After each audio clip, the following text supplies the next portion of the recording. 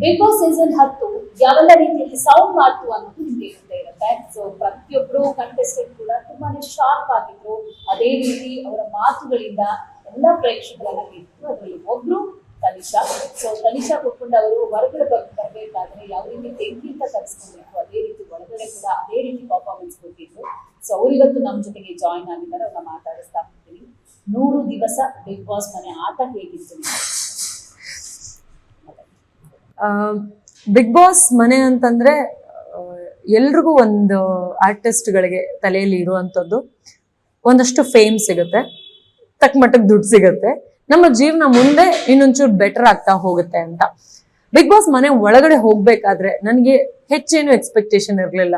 ನಾನು ಹೋಗ್ಬೇಕು, ನಾನು ಚೆನ್ನಾಗಿ ಆಡ್ಬೇಕು, ನಾನಾಗಿರ್ಬೇಕು, ನಾನು ಟ್ರೋಫಿ ಗೆಲ್ಬೇಕು, ಈ ಒಂದು ಕಾನ್ಸೆಪ್ಟ್ ಅಲ್ಲಿ ಒಳಗಡೆ ಹೋದೆ.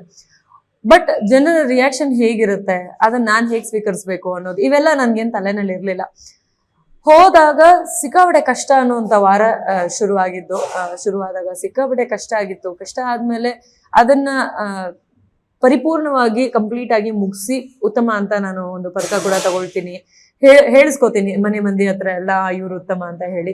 ಹೋಗ್ತಾ ಹೋಗ್ತಾ ಹೋಗ್ತಾ ನನ್ನ ನಿರ್ಧಾರಗಳನ್ನು ಹೊರಗೆ ಹೇಳೋದ್ರ ಮೂಲಕ ಅಥವಾ ಯಾರ ಹತ್ರ ಆದ್ರೂ ನನಗೇನೇ ಅನ್ಸೋದ್ರು ಅದನ್ನ ತಿಳಿಸೋದ್ರ ಮೂಲಕ ನನ್ನ ಒಂದು ಆಟನ ನಾನು ಆಡ್ತಾ ಹೋಗ್ತೀನಿ.